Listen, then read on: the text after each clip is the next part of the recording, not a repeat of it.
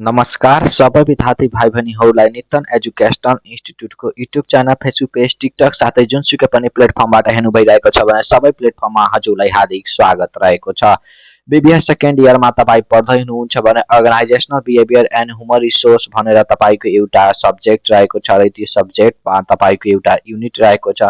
Introduction to तपाईँको human resource management, जसलाई सर्टकटमा तपाईँको एचआरएम भन्ने काम गर्दो रहेको छ भने त्यसैको म अब्जेक्टिभ उद्देश्य तपाईँको लिएर उपस्थित भइसकेको छु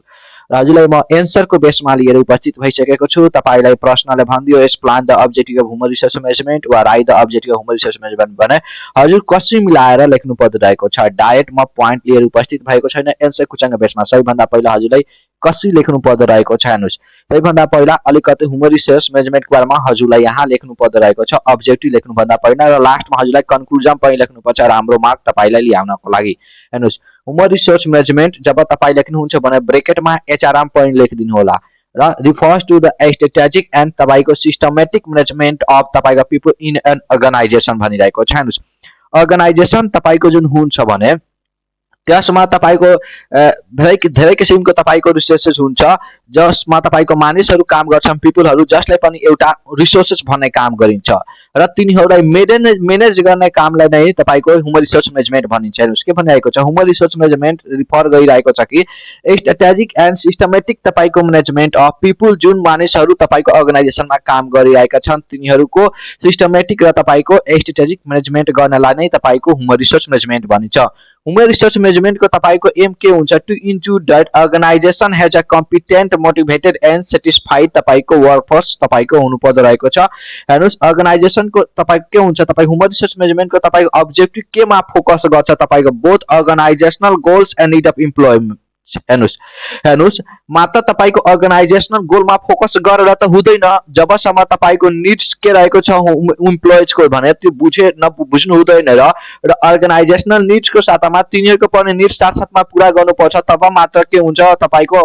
जुन काम गर्ने जुन रिसोर्सेस हुन्छ, ह्युमन रिसोर्सेस जुन वर्करहरू हुन्छन् त्यो के हुन्छ, तपाईँको सेटिस्फाई हुन्छ, राम्रोसँग काम गर्छन्। त्यसै कारण तपाईँको ह्युमन रिसोर्स म्यानेजमेन्टको जुन अब्जेक्टिभ हुन्छ भने बोथमा तपाईँको फोकस गर्छ, अर्गनाइजेसनलको गोलमा पनि तपाईँको इम्प्लोइजहरू जुन काम गरिरहेका छ भने तिनीहरूको निडमा पनि फोकस गर्ने काम गर्दै रहेको छ र मेजर अब्जेक्टिभ तपाईँको जुन रहेको छ म हजुरलाई अब त्यो पोइन्ट वाइज म हजुरलाई एक्सप्लेनेसन गर्न गइरहेको छु। फर्स्ट पोइन्ट तपाईँको रहेको छ टु इन्ज्योर इफेक्टिभ तपाईँको युटिलाइजेसन अफ तपाईँको ह्युमन रिसोर्स रहेको छ। हेर्नुहोस्,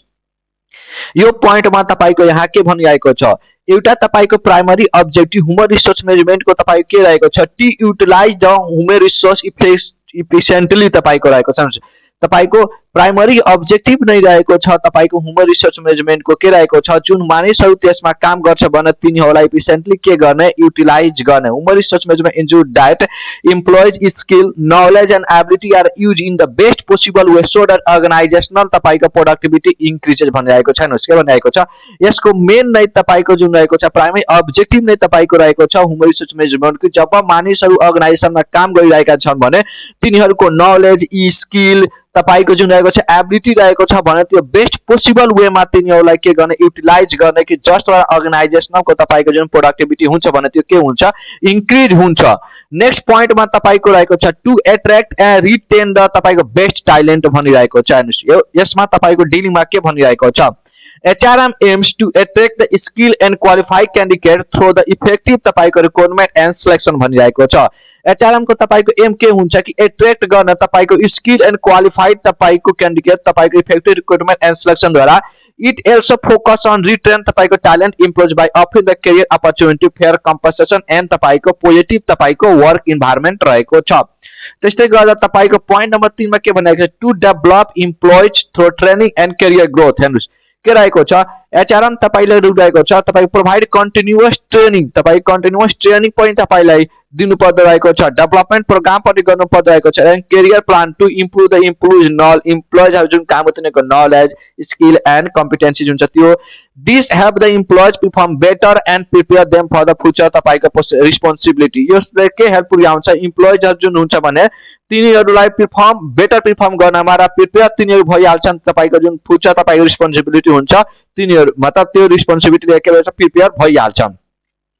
त्यस्तै गर्दा पोइन्ट नम्बर तपाईको 4 मा के भनिएको छ टु मेन्टेन हेल्दी तपाईको इम्प्लोइज रिलेसन हैन के भनिएको छ मेन्टेनिङ द तपाईको हार्मोनियस तपाईको relationship between management and employee is a key objective of HRM तपाईको हेर्नुस् यो तपाईको एउटा की अब्जेक्टिभ नै रहेको छ उद्देश्य नै रहेको छ ह्युमन रिसोर्स म्यानेजमेन्ट को के मेन्टेन गर्न हार्मोनियस तपाईको relationship between management and employees को भनिएको छ इट्स यो 6 गर्छ तपाईको मिनिमाइज तपाईको कम्प्लिट गर्छ प्रोमोट हुन्छ team work encourage open communication तपाईको भनिरहेको छ एन्ड बिल्ड तपाईको म्युचुअल ट्रस्ट भनिरहेको छ हेर्नुस् तपाईको मिनिमाइज कम्प्लिट भइहाल्छ कम्प्लिजन हुन्छ भने राम्रोसँग रिलेसन हुन्छ भने कम्प्लिट तपाईको मिनिमाइज भइहाल्छ प्रमोट तपाईको हुन्छ टिम वर्क इन्करेज हुन्छ तपाईको ओपन कम्युनिकेसन एन्ड बिल्ड हुन्छ म्युचुअल ट्रस्ट जब ट्रस्ट हुन्छ राम्रोसँग भने तपाईको काम पनि के हुन्छ बेटर परफर्मेन्स तपाईको हुन्छ त्यस्तै गरेर तपाईको पोइन्ट नम्बर 5 मा के भनिएको छ to enhance employee motivation and job satisfaction भनिएको छ यो पोइन्ट को यहाँ हेर्नुस् के भनिएको छ HRM aims to create a motivating work environment भनिएको छ वर्क इन्भाइरोमेन्ट भनिएको छ एचआरएम को तपाईको एम्स के रहेको छ कि क्रिएटिङ गर्न तपाईँ मोटिभेटिङ तपाईको work environment by offering a monetary and non monetary तपाईको जुन हुन्छ इन्सेन्टिभ भयो रिकग्नाइजेसन भयो अपर्च्युनिटी फर ग्रोथ भयो भनेर हेर्नुस् तपाईको इम्प्लोइहरुलाई मोटिभेट गर्न काम गर्नु पर्दो रहेको छ त्यसैले रहेको छ इम्प्लोइहरुलाई मोटिभेट गर्न के अफरिङ गरेर मोनेटरी एन्ड नन मोनेटरी तपाई मोनेटरी भनेको तपाईको जुन रहेको छ पैसाद्वारा भने नन मोनेटरी भनेको तिनीहरुलाई तपाईको प्रमोसन गरेर पनि तपाईको के हुन्छ गएर राम्रोसँग काम गर्दो रहेको छ मोटिभेटेड इम्प्लोइ जुन हुन्छ भने सो गर्छ तपाईको के ग्रेटर कमिटमेन्ट एन्ड तपाईको प्रोडक्टिभिटी तिनीहरु राम्रोसँग तिनीहरुको प्रोडक्टिभिटी हुन्छ राम्रोसँग काम गर्छन् टु इन्जुर तपाईको इम्प्लोइज वेलफेयर सेफ्टी एन्ड तपाईको हेल्थ रहेको छ यो पोइन्टमा तपाईको के भनिएको छ एचआरएम इन्जुर सेफ वर्किङ इन्भाइरोमेन्ट यसके गर्छ सेफ वर्किङ इन्भाइरोमेन्ट तपाईको वेलफेयर तपाईको फ्यासिलिटिज एन्ड हेल्दी तपाईको इन्भाइरोमेन्ट यो पनि तपाईको के रहेको छ एउटा अब्जेक्टिभ रहेको छ जस्तो रहेको छ दिस अब्जेक्टिभ प्रमोट यसलाई के प्रमोट गर्न काम गर्दै रहेको छ इम्प्लोइ वेलबिङ रिड्युस तपाईको वर्क प्लेस एक्सिडेन्ट यस वर्क प्लेस एक्सिडेन्ट रिड्युस गर्छ भने इन्हान्स गर्छ तपाईको मोरल त्यस्तै गर्दा पोइन्ट नम्बर तपाईको 7 मा के भनिएको छ टु इम्प्रुभ इम्प्लोइ तपाईको परफर्मेन्स यो पोइन्टमा तपाईको डिटेलमा के लेखिएको छ यहाँ टु थ्रो तपाईको परफर्मेन्स अप्राइजल तपाईको सिस्टम द्वारा तपाईको बनाएको छ एचआरएम ले तपाईको मोनिटर एन्ड एभुलेट गर्ने काम गर्दै रहेको छ इम्प्लोइहरुको जुन परफर्मेन्स हुन्छ त्यो यसले प्रोभाइड गर्छ फिडब्याक आइडेन्टिफाई विकनेस जुन हुन्छ त्यो आइडेन्टिफाई हुन्छ भने एन्ड इम्प्लिमेन्ट हुन्छ करेक्ट मेजर टु इन्हान्स तपाईको ओभरअल परफर्मेन्स र तपाईको विकनेस जब तपाईको थाहा भइहाल्छ भने के गर्छ त्यो एचआरएम म्यानेजमेन्टले तपाईको इम्प्लिमेन्ट गर्छ करेक्ट तपाईको मेजर के इन्हान्स गर्न जुन ओभरअल परफर्मेन्स हुन्छ त्यसलाई के गर्न तपाईको मेजर गर्न के गर्छ करेक्टिभ एक्सन इम्प्लिमेन्ट गर्छ corrective measure to enhance overall performance त्यसै गरी तपाईको पोइन्ट नम्बर 8 मा के भनिएको छ टु इन्जुर complaints with labour law and regulation भनिरहेको छ हेर्नुस् एचआरएम इन्जुर डाइट अर्गनाइजेसनल तपाईको फलो अल लेबर ल तपाई मतलब अर्गनाइजेसन जो रहेको छ फलो गर्छ अल लेबर ल पनि तपाईको लागि हुन्छ यो कुराहरुलाई थाहा नै होला तपाईको गभर्नमेन्टको रेगुलेसन पनि हुन्छ रिलेटेड टु तपाईको मिनिमम वेज भयो वर्किङ आवर भयो सेफ्टी भयो बेनिफिट भयो एन्ड इक्वल अपर्च्युनिटी यो सबै तपाईको जुन रहेको छ एचआरएम को तपाईको अब्जेक्टिभ रहेको छ कि अर्गनाइजेसन जुन रहेको छ त्यो फलो गरोस् अर्गनाइजेसनमा त्यो सबै लेबर ल जुन कानुन रहेको छ रुल्स रेगुलेसन रहेको छ गभर्नमेन्टको रुल्स रेगुलेसन तपाईको मिनिमम वेजेस कति दिनुपर्छ यो सबै तपाईको कसको एन्जुर गर्न काम गर्दै रहेको छ तपाईको ह्युमन रिसोर्स म्यानेजमेन्टको नै काम रहेको छ पोइन्ट नम्बर तपाईको 9 मा के भनिएको छ to achieve organizational goal and productivity हेर्नुस् यो पनि एउटा के रहेको छ उद्देश्य नै रहेको छ by aligning HR strategy with organisational goal HRM ले हेल्प पुर्याउँछ ओभरअल तपाईको प्रोडक्टिभिटी इम्प्रुभ गर्नमा क्वालिटी अफ वर्क पनि इम्प्रुभ गर्नमा एन्ड अर्गनाइजेसनल इफेक्टिभनेस इम्प्रुभ गर्नमा एचआरएम तपाईको जुन रहेको छ इन्जुर गर्छ पीपल आर जुन रहेका हुन्छ राइट जब तपाईमा right people are in the right मतलब राइट पीपल जुन रहेका हुन्छ भने राइट तपाईको प्लेसमा हुन्छ भनेको कुन मानिसलाई कहाँ तपाई राख्नुपर्छ भने यो सबै कसले थाहा हुन्छ ह्युमन रिसोर्स म्यानेजमेन्टलाई थाहा हुन्छ एन्ड कन्ट्रिब्युटिङ टु ग्रोथ र अर्गनाइजेसनको पनि ग्रोथ पनि के हुन्छ कन्ट्रिब्युट तपाईको ग्रोथ हुन्छ यो कुराहरुलाई थाहा नै होला टु प्रमोट तपाईको जुन रहेको छ organization culture and change organization कल्चरको चेन्जको पनि तपाईको के रहेको छ एउटा उद्देश्य रहेको छ ह्युमन रिसोर्स म्यानेजमेन्टको यसमा के भनेको छ another important objective तपाईको जुन रहेको छ is to develop the positive organizational culture के डेभलप गर्ने अर्गनाइजेसन कल्चरको तपाईको रहेको छ पोजिटिभ तपाईको डेभलप गर्ने एन्ड म्यानेज गर्नुपर्छ चेन्ज इफिसिएन्टली एन्ड चेन्ज पनि तपाईको के हुन्छ भने त्यो म्यानेज गर्नुपर्छ इफिसिएन्टली तपाईको एचआरएम जुन रहेको छ इन्क्रिज गर्ने काम गर्दै छ employee participation adaptability and innovation to handle of future challenge हेर्नु तपाईको केही नयाँ टेक्नोलोजी आयो भने त्यसमा पनि के गर्नु पर्छ चेन्जमा तपाईको फ्युचर चेन्जमा तपाईको के गर्ने काम गर्दै रहेको छ तपाईको जुन रहेको छ एचआरएम लाई जुन रहेको छ यी सबै म्यानेज गर्ने काम गर्दै रहेको छ त्यस्तै गरेर तपाईको जुन रहेको छ अब कन्क्लुजन हजुरलाई लास्टमा लेख्नु पर्दै रहेको छ यो जुन रहेको छ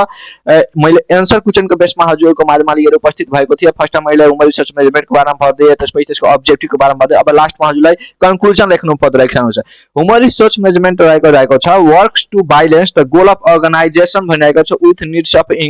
इम्प्लोइज भनिरहेको छ ह्युमन रिसोर्स म्यानेजमेन्ट रहेको छ त्यो काम गर्छ बैलेन्स गर्न गोल अफ अर्गनाइजेसनको तपाईको जुन रहेको छ त्यसको र साथसाथमा तपाईको इम्प्लोइज हुन्छ तिनीहरुको पनि निड्सलाई के गर्नुपर्छ हेर्छ त्यसले by ensuring the effective utilisation development motivation and retain of the human resource भनिरहेको छ एचआरएम जुन रहेको छ समय प्ले गर्छ crucial role in achieving the organisational जुन रहेको छ अर्गनाइजेसनको सक्सेसमा